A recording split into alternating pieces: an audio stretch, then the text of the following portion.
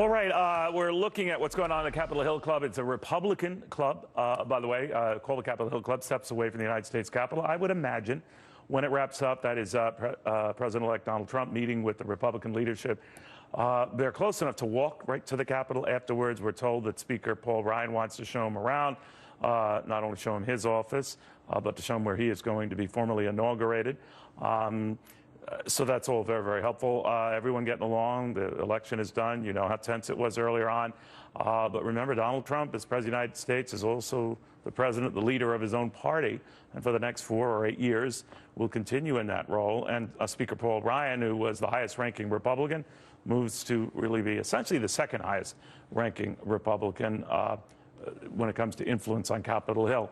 Charlie Gasparino then says that then it's all the people Donald Trump has around him as he goes about picking his cabinet. First of all, Charlie, on that, when does that process start? It depends, I guess, on the president-elect.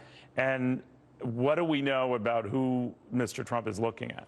Well, the process is starting now. As a matter of fact, I've seen a spreadsheet on the sort of various committees within the Trump transition team where they look at various issues, cabinet selections. Also, there's a box for building the wall. So there's going to be people like involved with the transition in terms of what they're going to do about building the wall. I said that specifically in one of these boxes that I saw on a sort of spreadsheet. Wow. But right now, one of the big things we're all like trying to chase down is like who he might put in his cabinet and, you know, what people are, who's calling who and what they're considering. And, you know, you and I've been talking on your show a lot the last couple of days on various names. 2 new names that we've been hearing are pretty much, you know, being seriously considered is for AG now. I hear we've been hearing Chris Christie, we've heard Rudy Giuliani at one point, Ken Feinberg, Trey Gowdy, the congressman from South Carolina, the chair of the House Benghazi Committee.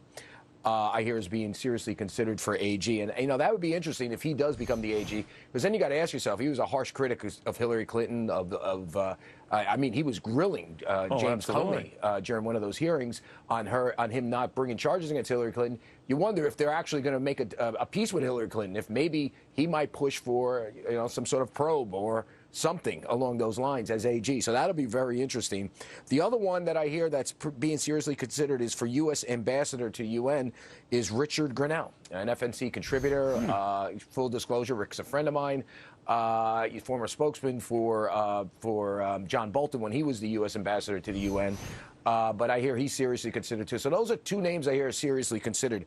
One name that I hear we should not be taken serious is something that CNBC floated just before us. They reported that Jamie Dimon, the J.P. Morgan chief, is somehow being considered for Treasury Secretary. I'm telling you, you know, listen, I might be wrong, but this should be put in, you know, the Biggie and Tupac sightings out there. I don't think this is going to happen. Jamie is a Democrat. He predicted Hillary Clinton to win. He's behind the scenes very critical of Donald Trump and the way he ran the campaign. You know, he's not crazy about President Obama. We know they have many blow-ups. But for him to leave, I'm being told by people in the bank, for him to be leave J.P. Morgan right now and go to work for Donald Trump would be, you know, along the lines of Biggie and Tupac being cited on the Cavuto show. But I could be wrong. All right, cancel that Biggie guest. I knew that was a bad idea. All right, Charlie, thank you very, very much. Charlie Gasparino. We are getting word that, as I said here, that Paul Ryan has invited President-elect Trump to the Capitol to show him around. If you've never been to the Capitol, it's a great thing to see. If you can have the speaker showing you can avoid lines, for one thing, and you also get to see where you are going to be sworn in as President of the United States in about 7 weeks. We'll have more to this.